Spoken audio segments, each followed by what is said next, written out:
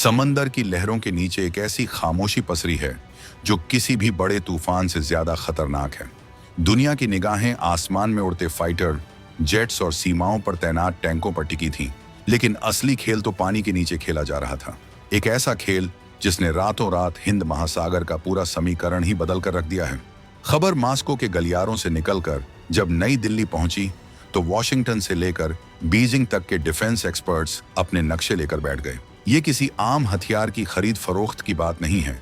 ये बात है उस भरोसे की जो दशकों पुराना है और उस तकनीक की जिसे दुनिया ब्लैक होल के नाम से जानती है। एक ऐसा ऑफर भारत के सामने आया है जिसने भारतीय नौसेना की एक बहुत बड़ी चिंता को न सिर्फ दूर किया है बल्कि दुश्मन के खेमे में हड़कंप मचा दिया है। रूस ने भारत को कुछ ऐसा देने की पेशकश की है जिसकी उम्मीद शायद किसी को नहीं थी।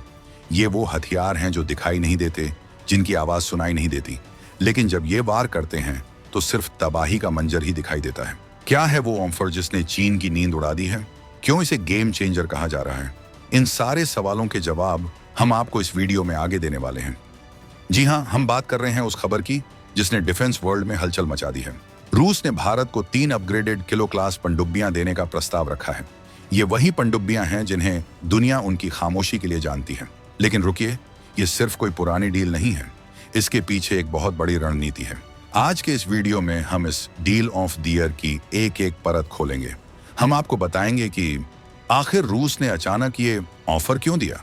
इन पनडुब्बियों में ऐसा क्या खास है जो इन्हें आज भी दुनिया की सबसे घातक मशीनों में से एक बनाता है, और सबसे जरूरी बात, इससे हिंद महासागर में चीन की बढ़ती दादागिरी पर कैसे लगाम लगेगी। तो बने रहिएगा वीडियो के अंत तक, क्योंकि इस खबर की गहराई उतनी ही है जितनी उस समंदर की जहां ये पनडुब्बियां राज करती हैं। और इस संबंध में आपके जो भी विचार हों कमेंट में लिखकर जरूर बताइएगा। भारत के लिए रूस ने फिर खोला सीक्रेट खजाना।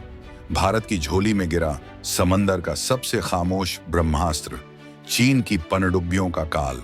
परमाणु ताकत नहीं, फिर भी दुनिया कांपती है इसके नाम से। ब्लैक होल कही जाने वाली वो मशीन अब भारत के इशारे पर मचाएगी तबाही। चीन की स्ट्रिंग ऑफ पर्ल्स के धागे तार तार करने आ रही हैं 3 नई शिकारी। 3000 टन की ये मौत अब बिना आहट किए दुश्मनों को सुलाएगी मौत की नींद। पुराने लोहे को रूस ने बना दिया भविष्य का सबसे घातक हथियार। नई क्लब एस मिसाइलों से लैस होकर ये पनडुब्बियां बदल देंगी एशिया की पूरी नेवल वॉरफेयर। अब जरा इस खबर की तह तक जाते हैं और समझते हैं कि आखिर मामला क्या है। रूस ने भारत को प्रस्ताव दिया है कि वो अपनी 3 किलो क्लास डीजल इलेक्ट्रिक पनडुब्बियों को भारत को बेचने के लिए तैयार है। लेकिन ये वो पुरानी पनडुब्बियां नहीं हैं जो जंग खा रही हों। रूस ने वादा किया है कि वो इन पनडुब्बियों को पूरी तरह से रिफर्बिश्ड और अपग्रेडेड करके देगा। यानी इनका ढांचा पुराना हो सकता है, लेकिन इनका दिल, इनका दिमाग और इनके हथियार बिल्कुल 2025 के मानकों वाले होंगे। इस डील की टाइमिंग बहुत ही दिलचस्प है। भारतीय नौसेना इस वक्त पनडुब्बियों की कमी से जूझ रही है। हमारा टारगेट था कि हमारे पास कम से कम 24 से 30 पनडुब्बियां होनी चाहिए, लेकिन हकीकत ये है कि हमारे पास अभी सिर्फ 16 के आसपास ही एक्टिव पनडुब्बियां हैं। उनमें से भी कई अपनी उम्र पूरी कर चुकी हैं। प्रोजेक्ट 75 इंडिया के तहत जो नई पनडुब्बियां बननी हैं, उनमें अभी वक्त लगेगा।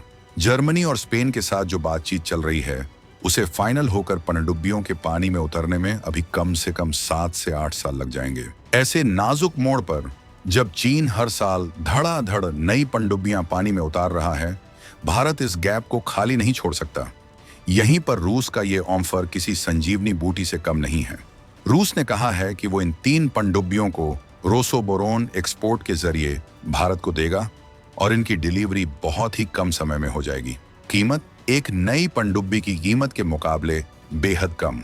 जहां एक नई पश्चिमी पनडुब्बी अरबों डॉलर की आती है, वहीं ये 3 पनडुब्बियां बहुत ही किफायती दाम पर मिल जाएंगी। और सबसे बड़ी बात, भारतीय नौसेना के पास पहले से ही किलो क्लास पनडुब्बियां सिंधु घोष क्लास मौजूद हैं। इसका मतलब ये है कि हमारे नाविकों को इन्हें चलाने के लिए कोई नई ट्रेनिंग नहीं लेनी पड़ेगी। हमारे डॉकयार्ड्स को इनके मेंटेनेंस के लिए कोई नई मशीनरी नहीं लगानी पड़ेगी। ये ऐसा है जैसे आपके पास एक बेहतरीन गाड़ी हो और आपको उसी मॉडल की 3 और अपग्रेडेड गाड़ियां मिल जाएं। आप बस चाबी घुमाओ और दुश्मन के इलाके में घुस जाओ। ये प्लग एंड प्ले वाला मामला है जो भारत की तत्काल जरूरत को पूरा करता है। अब आप सोच रहे होंगे कि आखिर इस किलो क्लास में ऐसा क्या है जो इसे इतना खास बनाता है? क्यों इसे नाटो देश ब्लैक होल कहते हैं? देखिए, समंदर की लड़ाई में जो दिखता है वो मारा जाता है। यहाँ ताकत से ज्यादा जरूरी है छिपे रहने की क्षमता, यानी स्टील्थ। किलो क्लास पनडुब्बियां इसी काम की उस्ताद हैं। इनकी बनावट, इनकी कोटिंग और इनकी मशीनरी को इस तरह से डिजाइन किया गया है कि ये पानी के अंदर पिन गिरने जितनी आवाज भी नहीं करती। अमेरिका और नाटो के आधुनिक से आधुनिक सोनार सिस्टम भी इन्हें आसानी से पकड़ नहीं पाते। ये समंदर के शोर में खुद को ऐसे घुला लेती हैं जैसे पानी में नमक। जब तक दुश्मन को पता चलता है कि आसपास कोई है, तब तक बहुत देर हो चुकी होती है। इन अपग्रेडेड पनडुब्बियों में रूस ने अपनी सबसे आधुनिक तकनीक ठूंस ठूंस कर भरी है। इनमें लगी हैं एनेकोइक टाइल्स जो रबर जैसी होती हैं और सोनार की तरंगों को सोख लेती हैं। इसका मतलब दुश्मन का रडार या सोनार इनसे टकरा कर वापस नहीं जाता, जिससे दुश्मन को स्क्रीन पर कुछ दिखाई ही नहीं देता। इनका प्रोपेलर सिस्टम इतना शांत है कि मछलियों की तैरने की आवाज इससे ज्यादा हो सकती है। और सबसे खतरनाक है इनका क्लब एस मिसाइल सिस्टम। ये वो मिसाइलें हैं जो पानी के नीचे से निकलती हैं, हवा में उड़ती हैं और सैकड़ों किलोमीटर दूर दुश्मन के जहाज या जमीन पर मौजूद ठिकाने को धूल में मिला देती हैं। इसके अलावा ये भारी भरकम टॉर्पीडो से लैस हैं जो किसी भी एयरक्राफ्ट कैरियर को 2 टुकड़ों में तोड़ने की ताकत रखते हैं। 3000 टन की ये पनडुब्बी 300 मीटर की गहराई तक जाकर हफ्तों तक वहां छिपी रह सकती है अपने शिकार के इंतजार में। ये सिर्फ मशीन नहीं, ये एक सन्नाटा है जो मौत लेकर आता है। चीन की नौसेना, जिसे PLA नेवी कहते हैं, आजकल हिंद महासागर में बहुत पैर पसार रही है। वो अपनी न्यूक्लियर और डीजल पनडुब्बियों को बार बार हमारे क्षेत्र में भेजता रहता है। उसका मकसद साफ है, भारत को घेरना। श्रीलंका, पाकिस्तान और म्यांमार में पोर्ट्स बनाकर वो स्ट्रिंग ऑफ पर्ल्स की रणनीति पर काम कर रहा है। लेकिन रूस के इस ऑफर ने चीन की इस रणनीति पर पानी फेर दिया है। अगर भारत ये 3 पनडुब्बियां ले लेता है तो हिंद महासागर में हमारी पकड़ और भी मजबूत हो जाएगी। चीन के पास भले ही पनडुब्बियों की संख्या ज्यादा हो, लेकिन किलो क्लास को डिटेक्ट करना उनके लिए भी लोहे के चने चबाने जैसा है। सोचिए, मलक्का जल मरु मध्य मलाका स्ट्रेट, जहां से चीन का 80% तेल गुजरता है, वहां अगर भारत की ये साइलेंट किलर्स तैनात हो जाएं, तो चीन की क्या हालत होगी। एक भी गलत हरकत और चीन की पूरी सप्लाई लाइन कट सकती है। ये पनडुब्बियां एरिया डिनायल का काम करती हैं, यानी दुश्मन को पता है कि वहां भारतीय पनडुब्बी हो सकती है, इसलिए वो उस इलाके में घुसने की हिम्मत ही नहीं करेगा। ये एक मनोवैज्ञानिक दबाव है। पाकिस्तान के पास भी अगोस्टा क्लास 1971 की जंग में हमारी पनडुब्बियों ने जो किया था, ये नई मशीनें उससे भी कहीं ज्यादा खतरनाक काम कर सकती हैं। ये सौदा सिर्फ 3 जहाजों का नहीं है, ये हिंद महासागर में शक्ति संतुलन को भारत के पक्ष में झुकाने का एक मास्टर स्ट्रोक है। अब सवाल उठता है कि रूस ऐसा क्यों कर रहा है? क्या उसे सिर्फ पैसे चाहिए? नहीं, बात इतनी सीधी नहीं है। रूस जानता है कि भारत आजकल पश्चिमी देशों, खासकर अमेरिका और फ्रांस से हथियार खरीद रहा है। राफेल मरीन की डील हो या अमेरिका से प्रीडेटर ड्रोन, भारत अपनी निर्भरता रूस पर कम कर रहा है। ऐसे में रूस अपनी पुरानी जगह वापस पाना चाहता है। वो भारत को याद दिलाना चाहता है कि जब भी तुम्हें मुसीबत में तुरंत मदद की जरूरत होगी, वो रूस ही है जो बिना किसी शर्त के खड़ा मिलेगा। अमेरिका और यूरोप तकनीक देने में नखरे करते हैं, 100 शर्तें लगाते हैं, मानवाधिकारों का पाठ पढ़ाते हैं, लेकिन रूस का सीधा फंडा है, दोस्त को जरूरत है, सामान हाजिर है। इसके अलावा रूस को भी पता है कि चीन भले ही आज उसका दोस्त बना फिरता है, लेकिन भविष्य में एशिया में असली टक्कर रूस और चीन के हितों में भी हो सकती है। रूस कभी नहीं चाहेगा कि एशिया में चीन एक छत्र राज करे, इसीलिए एक मजबूत भारत रूस के हित में है। भारत को मजबूत करके रूस चीन को बैलेंस कर रहा है। इसे जियोपॉलिटिक्स का क्लासिक उदाहरण कहते हैं। और अमेरिका निश्चित रूप से इस डील से खुश नहीं होगा।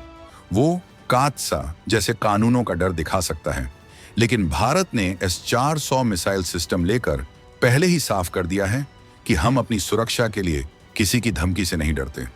2025 का भारत अपने फैसले खुद लेता है। अगर ये पनडुब्बियां हमारी सुरक्षा के लिए जरूरी हैं, तो हम लेंगे, चाहे वॉशिंगटन में कोई भी बैठा हो। ये भारत की स्ट्रैटेजिक ऑटोनॉमी है, जिसका डंका आज पूरी दुनिया में बज रहा है। हालांकि सब कुछ इतना आसान भी नहीं है। कुछ डिफेंस एक्सपर्ट्स का कहना है कि क्या हमें अब भी पुरानी तकनीक डीजल इलेक्ट्रिक पर पैसा लगाना चाहिए? आज का दौर AIP, air independent propulsion system का है, जिससे पनडुब्बियां ज्यादा समय तक पानी के अंदर रह सकती हैं। किलो क्लास में पारंपरिक बैटरियां होती हैं, जिन्हें चार्ज करने के लिए पनडुब्बी को हर कुछ दिनों में सतह के पास आना पड़ता है, जिसे स्नॉर्कलिंग कहते हैं। इसी वक्त पनडुब्बी के पकड़े जाने का सबसे ज्यादा खतरा होता है। लेकिन रूस का दावा है कि इन अपग्रेडेड वर्जन में बैटरियों की क्षमता बढ़ाई गई है और चार्जिंग का समय कम किया गया है। साथ ही भारत के पास अब भी जो एआईपी वाली पनडुब्बियों का प्रोजेक्ट है, उसमें देरी हो रही है। तो सवाल यह है कि क्या हम उस बेहतरीन तकनीक के इंतजार में अपनी सीमाओं को कमजोर छोड़ दें? जवाब है नहीं। सेना में एक कहावत है, सबसे अच्छा हथियार वो है जो लड़ाई के वक्त आपके हाथ में हो, न कि वो जो कागज पर हो। ये 3 पनडुब्बियां स्टॉप गैप अरेंजमेंट हैं, यानी जब तक हमारी नई स्वदेशी पनडुब्बियां तैयार नहीं होती, तब तक ये हमारी सुरक्षा दीवार को टूटने नहीं देंगी। ये भारत को वो वक्त देंगी जिसकी उसे सख्त जरूरत है। साथ ही इन पनडुब्बियों को बाद में और भी मॉडिफाई किया जा सकता है। भारत ब्रह्मोस मिसाइल को भी इनमें फिट करने की क्षमता रखता है। अगर ऐसा हुआ तो सोचिए, पानी के नीचे से निकलने वाली दुनिया की सबसे तेज क्रूज मिसाइल, ये कॉम्बिनेशन किसी भी दुश्मन के लिए साक्षात यमराज से कम नहीं होगा। इसलिए कमियों के बावजूद मौजूदा हालात में ये सौदा फायदे का ही लग रहा है। तो दोस्तों, तस्वीर बिल्कुल साफ है। हिंद महासागर में जो शतरंज की बिसात बिछी है, उसमें भारत ने एक और वजीर उतारने की तैयारी कर ली है। रूस का ये ऑफर भारत के लिए एक मौका है अपनी गिरती हुई पनडुब्बी ताकत को तुरंत बूस्ट करने का। जहां एक तरफ चीन अपनी नौसेना को आक्रामक बना रहा है, वहीं भारत का ये कदम उसे याद दिलाएगा कि संख्या बल ही सब कुछ नहीं होता। एक खामोश शिकारी 100 शोर मचाने वाले दुश्मनों पर भारी पड़ता है। ये 3 किलो क्लास पनडुब्बियां सिर्फ लोहे और स्टील का ढांचा नहीं है, ये भारत के उस संकल्प का प्रतीक है कि हम अपनी समुद्री सीमाओं की रक्षा के लिए किसी भी हद तक जा सकते हैं।